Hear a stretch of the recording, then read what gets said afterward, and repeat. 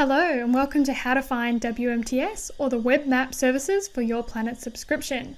Now you will need your subscription API key. However, I'm going to run through how to get that in this tutorial. So you want to go to this website.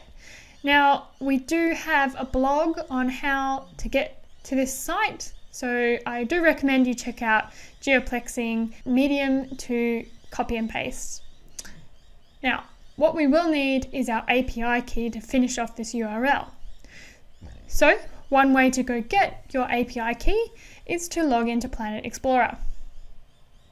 Now, once you've logged in, simply go up to the top right hand corner and click on your account.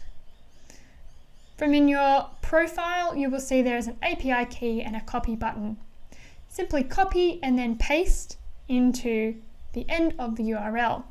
Now I'm just going to be blurring out with a black box what my key is because I don't want anyone stealing my data, but you'll see here that once I paste this in, I then get a list of all the base maps that I have access to.